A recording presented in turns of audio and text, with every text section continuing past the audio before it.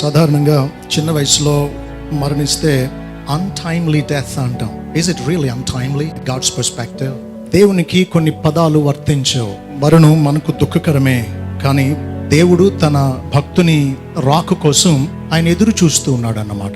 మనల్ని సృష్టించకముందే, జగత్తుకు పునాది వేయకముందే ఏర్పరచుకుని మనం రక్షించి ఇది చాలదన్నట్టు తన సేవ కొరకు ప్రత్యేకించుకుని బలంగా వాడుకున్న తన దైవ సేవకుని విషయం దేవుడు తను నిర్ణయించిన కాలంలో పిలుస్తూ ఉన్నప్పుడు ఆయన ఇంకెంత ఉద్వేగంతో చేతులు చాచి తన బిడ్డ కోసం ఎదురు చూసి ఉంటాడు. పరలోకానికి ఎవరు వెళ్తానికి ఇష్టపడతారు అంటే అందరం చేయెత్తుతాం, కానీ దానికి దారి మరణమే అంటే మాత్రం మరణించడానికి ఇష్టపడం. కానీ పౌలు అంటాడు, నా మట్టుకైతే బ్రతకట క్రీస్తే, చావైతే లాభం అని. అంటే మరణమే ఆయన దగ్గరికి వెళ్ళడానికి మార్గం అయితే దాన్ని కూడా మనం స్వీకరించాల్సిందే.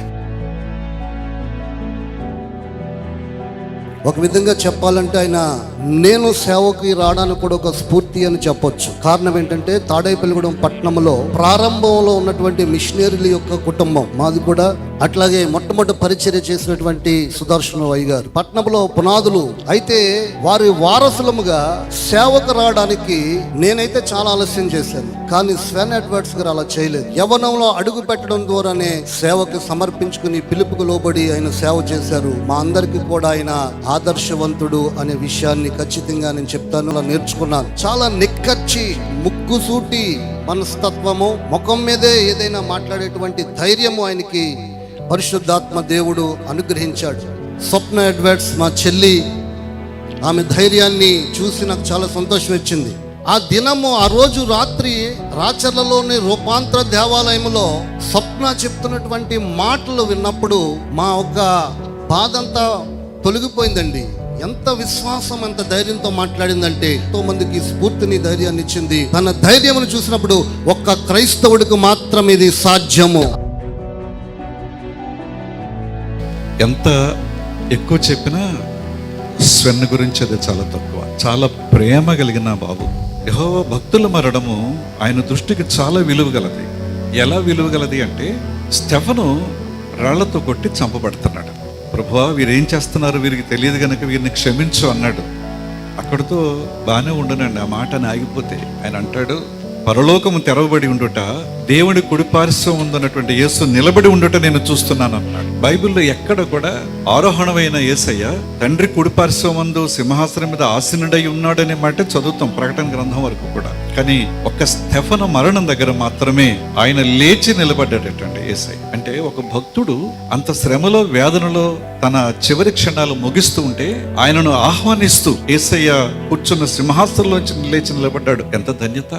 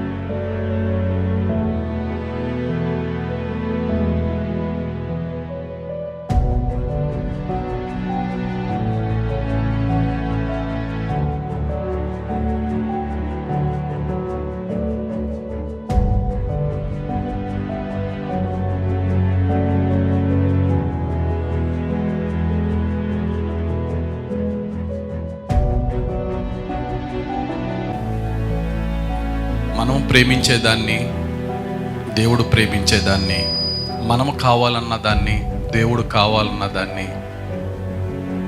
ఒకటే అయితే, నాకు తిన కావాలి, నీకు తిన కావాలి, నీ డెసిషన్ ఏంటంటే నీ చిత్తం ప్రవ్వా అనేవాడు ధన్యుడు.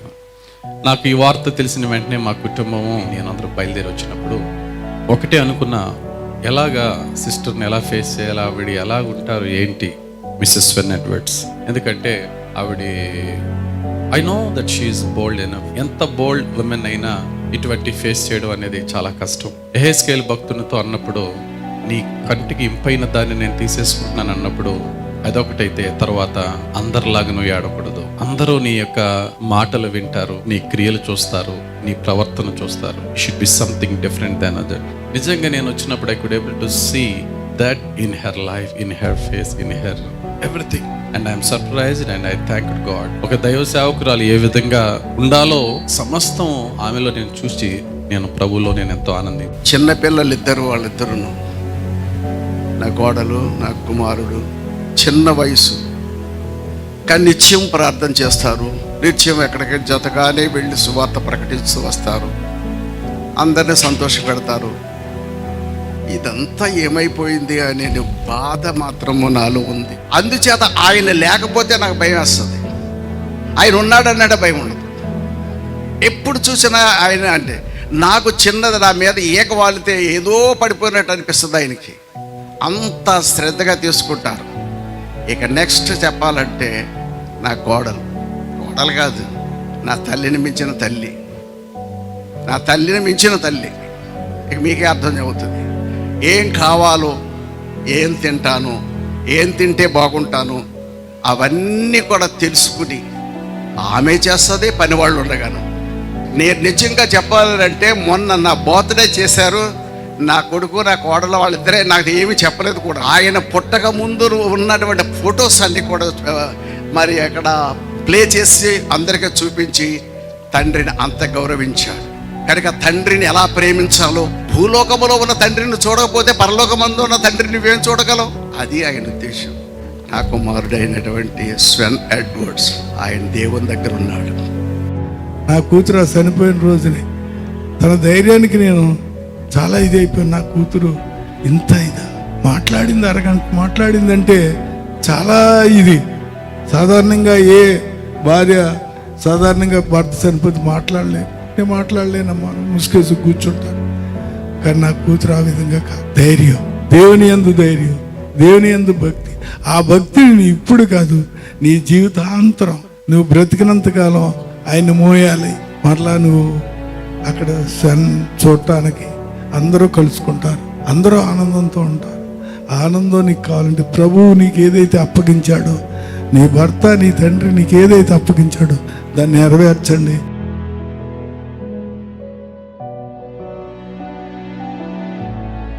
మరి పాస్టర్స్ కపుల్లో మరి ఎవరైనా ఇష్టమైన వారు ఉన్నారంటే మరి స్వెన్ ఎడ్వర్డ్స్ అన్న, అలాగే స్వప్నక్క, వారిద్దరు నిజంగా ఎప్పుడు కూడా నేను ప్రత్యక్షంగా వారిని కలవలేదు. కానీ ఎప్పుడు కూడా యూట్యూబ్లో వారి మెసేజెస్లో కానీ, వారి యొక్క టెస్ట్ మనీస్లో కానీ అవి చూస్తున్నప్పుడు నిజంగా ఏదో నా ఫ్యామిలీ మెంబర్స్ అన్నట్టుగానే అనిపిస్తూ ఉంటుంది. ఎప్పుడు కూడా చాలా నా హృదయానికి చాలా దగ్గరగా ఉంటారు. ఎప్పుడెప్పుడు కలుద్దామా అని అనుకుంటా ఉంటాము. రీసెంట్గా కూడా ఒక 10 days బ్యాక్ తాడేపల్లిగూడ వచ్చినప్పుడు కాల్ చేశాను. మరి ఉన్నారా అన్నప్పుడు ఒక మరి మినిస్ట్రీ వర్క్ మీద, ఒక పని మీద మరి వేరే ఊరు వెళ్ళారు అని చెప్పడం జరిగింది. ఎందుకో దేవుడు నాకు ఆ అవకాశాన్ని ఇచ్చాడు లాస్ట్ మినిట్లో. కానీ ఎందుకనో మరి అది కలవడం కుదరలేదు. యేసుక్రీస్తుకి భూమి మీద ఏదైనా ఆస్తి మిగిలిందంటే, మనకి భూములు, స్థలాలు, పొలాలు ఎలాగైతే ఉంటాయో అలా యేసుక్రీస్తుకి భూమి మీద ఒక ఆస్తి ఏదైనా ఉందంటే కనుక అది సేవకులే అని. ఈ రోజున ఆయన ఆస్తి అయిన మరి సేవకుల్ని మరి యేసుక్రీస్తు వారు ఆయన దగ్గరికి ఆయన పిలుచుకొని ఉన్నారు. కొంచెం బైబిల్ జ్ఞానం ఉంటే, కొంచెం తెలివి ఉంటే ఎవరైనా స్టేజ్ మీద నిలబడి మాట్లాడచ్చు. కానీ ఆ మాట్లాడింది, ఆ బోధించింది, జీవించడం అనేది చాలా కొద్ది మందికే సాధ్యమవుతుంది. మరి అందులో ఒకరు దైవజనులు స్వెన్ ఎడ్వర్డ్స్ గారు. బయట వారికి చాలా మంచి వాళ్ళని అనిపించుకుంటాం, కానీ ఇంట్లో వచ్చేసరికి భార్య దగ్గర, భర్త దగ్గర మన యొక్క విలువను మనం కోల్పోతూ ఉంటాం. కానీ దేవుడు వారిని ఎన్నో సంవత్సరాల క్రితం జతపరిచి ఉంచారు.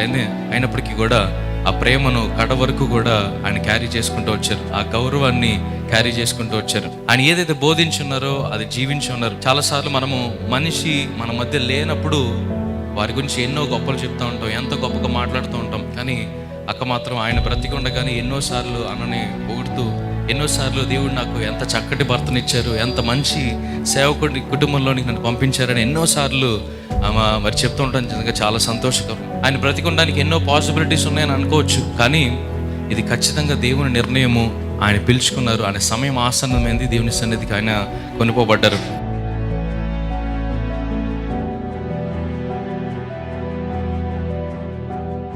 పాస్టర్ స్వెన్ ఎడ్వర్డ్స్ గారు చాలా స్పీడ్గా సువార్తను చేశారని నేను మరి ఈ రోజున మీ ముందు సభాముఖంగా ఐడెంటిఫై చేసి వాని యొక్క ఘనతను దేవుని దృష్టిలో కొనియాడుతా ఉన్నాను.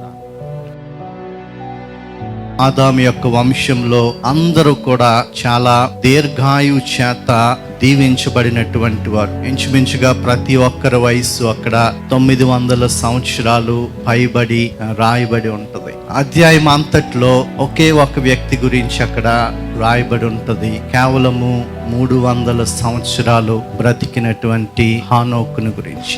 జైంట్స్ ఆఫ్ లైఫ్ మధ్యలో దేవుడు ఒక జైంట్ ఆఫ్ ఫెయిత్ అక్కడ ఉంచాడు. ఒక క్వాంటిటేటివ్ లైఫ్ మధ్యలో దేవుడు ఒక క్వాలిటేటివ్ లైఫ్ అక్కడ ఉంచాడు. మా బావగారి గురించి ఈ విషయాన్ని నేను నమ్ముతున్నాను. మే his life not be measured in numbers, but may it be measured with the fellowship he had with God, with the friendship he had with God, and faith he had on God. వారి గురించి ఆలోచించినప్పుడు don't ever say that he lived a short life. Always remember he lived a life magnifying his God.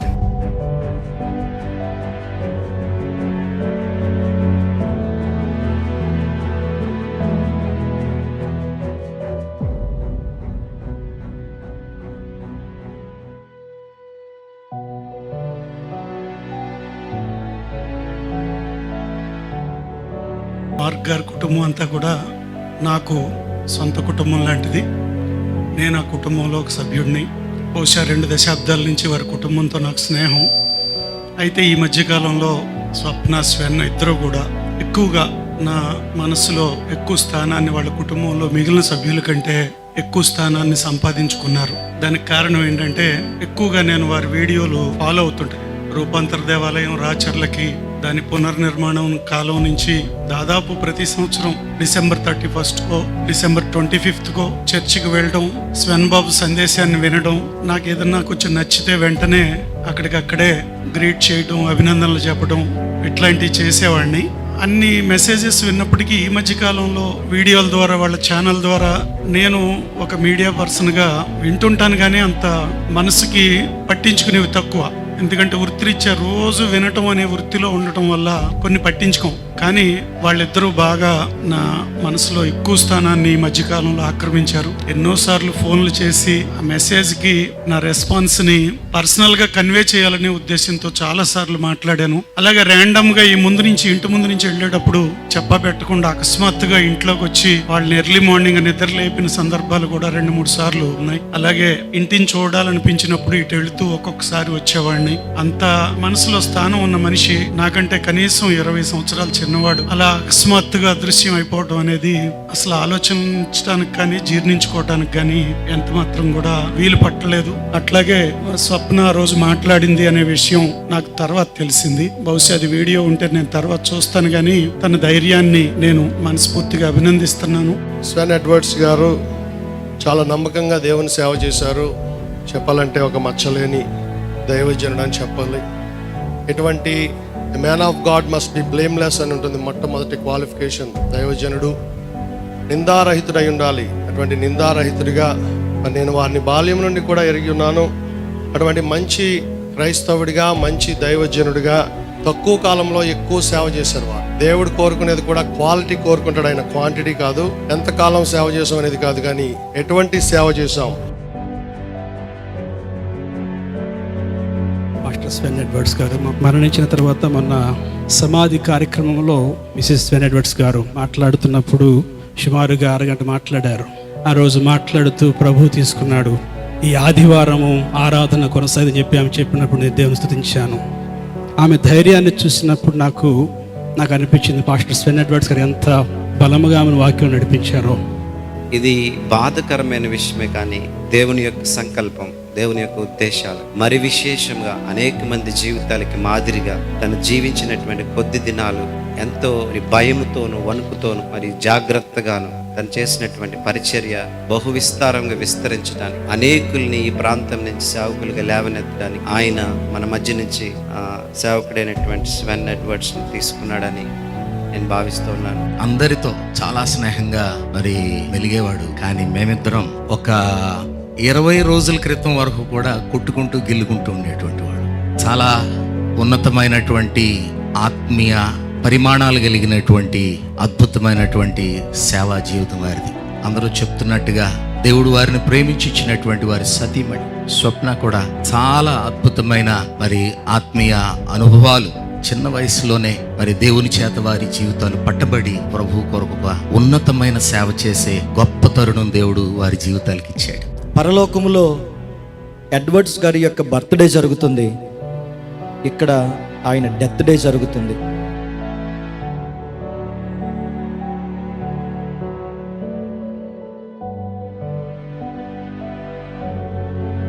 Guntur నుంచి ఇక్కడికి వచ్చేటప్పుడు prayer చేస్తూ ఉన్నాను అనమాట. Please ఏం అవ్వకూడదు పాపకి, హీ షుడ్ బి ఫైన్, ఏ ఇబ్బంది కలగకూడదు. ఎప్పుడు లేనంత విశ్వాసాన్ని నేను ఉపయోగించాను అనమాట. నా జీవితంలో అంత డౌట్ రానివ్వకుండా నేను అంత నమ్మా దేవుణ్ణి. లైక్ నేను వరీ కూడా అవ్వట్లేదు అనమాట. ఏం అవ్వదు పాప, హీల్ బి ఫైన్ అన్నట్లే ఉన్నా. ఆ తర్వాత పెద్దత్త కాల్ చేసినప్పుడు ఎక్కడున్నారు అని అడుగుతున్నప్పుడు వెనకాల నుంచి నాకు ఏడ్ వినిపించింది అనమాట. సో అప్పుడు నేను అప్పుడు దాకా ఉన్న స్ట్రాంగ్గా ఉన్న మనిషిని ఏమైపోయిందంటే ఎమోషన్స్ అన్నీ పోయాయి. Like I was totally dead అనమాట. నాకు ఏమీ స్పర్శ కూడా తెలియట్లే. ఆ తర్వాత ప్రేయర్ చేశాను ఏంటంటే, okay fine, this should not happen, but ఒకవేళ కనుక నువ్వు తీసేసుకున్నావు అనుకో పాపాని, show me that he's with you, ఎక్కడికి వెళ్ళలేదు, నీతోనే ఉన్నానని నాకు సైన్ చూపి అని నేను ప్రేయర్ చేస్తా ఉన్నా. అందరూ అంటున్నారు మీ ఫాదర్ ఆబ్వియస్లీ దేవుడి దగ్గరే ఉంటారు, దేవుని పరిచర్య ఎంత చేశాడు కాబట్టి దేవుడి దగ్గరే ఉంటారని. నేనెందుకు అంత ప్రేయర్ చేశానంటే, పాప చిన్నప్పటి నుంచి చర్చ్లో కానీ మా దగ్గర కానీ ఎప్పుడు అనేవాళ్ళు ఏంటంటే, హెవెన్కి వెళ్ళడం అంత ఈజీ కాదు, నేను ఇంత చేస్తున్నా అయినా కూడా నా గురించి నాకు తెలీదు, so it's not that easy, మీరు సరిగ్గా ఉండండి అని మాతో చెప్పేవాళ్ళు, సంఘానికి కూడా చెప్పేవాళ్ళు. సో అది నా బ్రెయిన్లో ఉండిపోయింది కాబట్టి ఐ కెప్ట్ ప్రేయింగ్ అనమాట. ప్లీజ్, కన్నీళ్ళు కూడా రావట్లే నాకు. I just want papa to be with God, so it will be fine. So మేము కూడా మార్చుకుని మంచిగా జీవించి, సో దేవుడి దగ్గరికి వెళ్ళిన తర్వాత పాతో ఉండొచ్చు అన్నట్లు అన్నమాట. ఓన్లీ 2 థింగ్స్కి ఇంపార్టెన్స్ ఇచ్చేవాళ్ళు. వాట్ ఇట్ ఇస్ గాడ్కి అండ్ దెన్ ఫ్యామిలీకి. సో అలాగే మేము కూడా ఉండాలి. పాప ఎప్పుడు ఫ్యామిలీలో చాలామందికి ఇబ్బందులు ఉంటాయి, బట్ స్టిల్ వాళ్ళు ఎట్లా ఉంటారో నాకు తెలియదు, కానీ మా పాప అయితే ఎంత ఇబ్బందులు ఉన్నా కూడా వీళ్ళకి అన్యాయం చేయకూడదు అన్నట్లే ఉండేవాళ్ళు. సో పాపలాగే మేము కూడా ఉండాలి అని అనుకుంటున్నాం. మా ఫ్యామిలీ కోసం మీరు ఖచ్చితంగా ప్రార్థన చేయండి. దట్ దేని గురించో కాదు, that we have to be strong and we have to be faithful to God and దేవుడి దగ్గరికి వెళ్ళాలి, పాని కలుసుకోవాలి అన్నట్లు మీరు మేము ఇంకా మంచిగా దేవుని పరిచయం చేయనట్లు మీరు ప్రార్థన చేయండి మా ఫ్యామిలీ కోసం. Thank you. నిజంగా నేను వచ్చిన వెంటనే సిస్టర్తో నేను చెప్పింది ఒకే మాట, I'm not here for a funeral or a memorial service, I'm here to celebrate a man of God's life. వారు చేసిన పని, వారు చేసిన సేవ, దేవుడు వారికి అనుగ్రహించిన కుటుంబం, శారీరక కుటుంబం, ఆత్మీయ కుటుంబం, అవి జరిగిస్తూనే ఉన్నాడు. భూమి ఆకాశం గతించిపోయినా ఆయన వాక్కు గతించిపోదంట. ఆయన వాక్కు, ఆయన వాగ్దానాలు, ఆయన ప్రజల జీవితంలో అనుగ్రహించినవి తప్పకుండా నెరవేరుస్తాడండి. నిజంగా స్వెన్ ఎడ్వర్డ్స్ గారు వారి కుటుంబాన్ని చిన్నప్పటి నుండి I have never communicated with them, వారితో ఎప్పుడు నేరుగా మాట్లాడలేదు. కానీ సో 10 సంవత్సరాల ముందే వీరి గురించి తెలుసుకుంటాం జరిగింది. అప్పుడు నుండి వీరి కొరకు ప్రార్థన చేసాము. వి ట్రూలీ ఎంకరేజ్డ్ వారికి ముందు నేరుగా ఎప్పుడు మాట్లాడలేదు, కానీ వెనకుండి వారికి సహాయంగా ప్రార్థన, ఒక నిజ క్రైస్తవుడు ఒక సేవకుడు చేయగలిగింది ప్రార్థన అండి. ప్రార్థన చేశాము, ఎంతగానో వారు ఎదుగుతూ ఉంటే చూస్తూ వచ్చాము. కానీ వారి తండ్రి గారు చేస్తున్న ఆ పనులు చూస్తూ దేవుని ఎంతగానో స్తుతించాను. I could see a leader. ఈరోజు చాలామంది 4 గోడలు కూర్చొని మాట్లాడమంటే బోల్డ్ మంది మాట్లాడుతారు, కానీ నిజంగా జీవించి చూపించాలంటే అది సవాలు. ఈరోజు ఎన్ని త్యాగాలతో ఈ పరిచర్య మీ ముందుకు వచ్చిందో మీరు గ్రహించుకుంటున్నారో లేదో, కానీ నేను ధైర్యంగా చెప్తానండి ఇక్కడ నిలబడి. ఎందుకంటే త్యాగము తెగింపు లేనిది ఏ సేవ నిలబడదు. దేవుడు ఈ కుటుంబాన్ని కోరుకుని, ఐఎమ్ షూర్ ఇది వీరితో ప్రారంభించింది కాదు, వీరి తరముల నుండి దేవుడు కోరుకుని వారితో నడిపిస్తున్నది. I could witness. ఈరోజు మనం అనుకుంటే పరలోక రాజ్యం అందరూ రక్షించబడిన వారందరూ గొప్పగా వెళ్ళిపోతారు, కాదు కాదు, అక్కడ స్థాయిలు ఉన్నాయంట. ఆ స్థాయిలో నాకు ఒకటి తెలుసు, మీ సేవకుడు ఘనమైన స్థానంలో ఉన్నాడు. నమ్మేవారు హల్లెలూయా చెప్తామా? ఎందుకంటే దేవుని కొరకు బ్రతికిన బ్రతుకు, దేవుని పని చేసిన బ్రతుకు కన్నా ఇంకా ఈ లోకంలో ఏది సంపాదించిన పెద్ద ఏముండదండి. కానీ ఈ భూమి పైన దేవుని కొరకు బ్రతుకుతున్నామా, అదొక్కటే సారం చూసుకోవాలి. దేవుని కొరకు బ్రతికే ప్రతి ఒక్కరూ ఆయన రాజ్యంలో ఘనమైన స్థానంలో ఉంటారు. ఆయన కొరకు ప్రయాసపడిన ప్రతి ఒక్కరూ ఆయన రాజ్యంలో ఘనమైన స్థానంలో ఉంటారు. వారు చనిపోయారు, అయ్యో పాపం అని మాత్రం ఎవరు అడగండి. Is in a better place. మనం ఇక్కడ విడిచిపెడితే క్రీస్తుతో ఉంటాం. ఆమేన్. ఈరోజు ఇక్కడ నిలబడి ధైర్యంగా చెప్తున్నాను, స్వెన్ ఎడ్వర్డ్స్ గారు దేవునితో ఆ మహిమ శరీరంలో గనులుగా క్రీస్తు కొరకు జీవిస్తున్నారండి, జీవించగలుగుతారండి. ఈరోజు ఎవరైనా సరే క్రీస్తునందు నిద్రించిన వారైతే నిరీక్షణ ఏంటంటే, మనకు బాధ ఉంటుంది, మనల్ని విడిచిపోయారైనా బాధ ఉంటుంది. మనం చూడండి, మన పిల్లలు కానీ మన తల్లిదండ్రులు కానీ వేరే ప్రాంతానికి వేరే దేశానికి వెళ్తే ఏడ్చేస్తాం. ఇక్కడ మనం పరదేశులమే, ఆయన ఇంటికి చేరారు, కొంతకాలమే బాధ, కానీ మరలా చూస్తామనే నిరీక్షణ, మరలా చూస్తాము, మేలు కొరకు చూస్తాము, ఆనందంతో ఉంటాము. ఈరోజు నా ప్రార్థన ఒకటే, ప్రభువా నువ్వు విత్తిన విత్తనము ఈ తరంలో విత్తిన విత్తనము ఇదిగో నీ దాసుల్లోకి తీసుకొచ్చు. ఇక్కడ నుండి ఈ కుటుంబాన్ని లేపవు. ఈ కుటుంబంలో అందరిలో నీ కార్యము జరగాలి ప్రభువా. ఈ సేవ ఇంకా ఘనంగా ఇంకా విస్తరించాలి.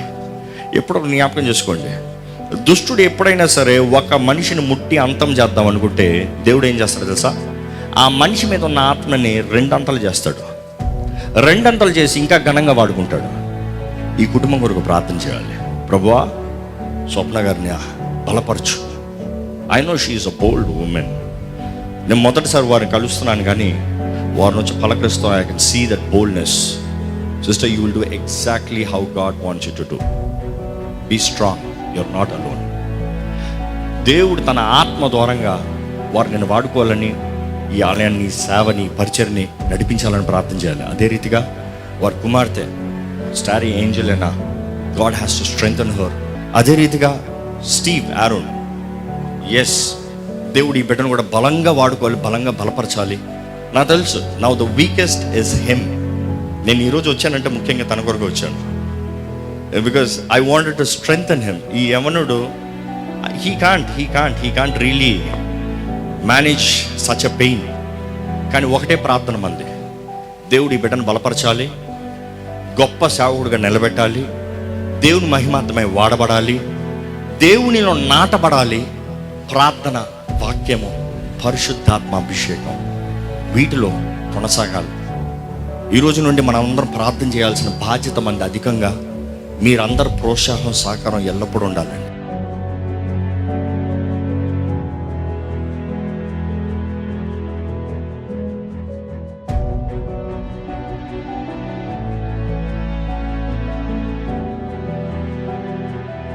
అందరికీ నా వందనాలు.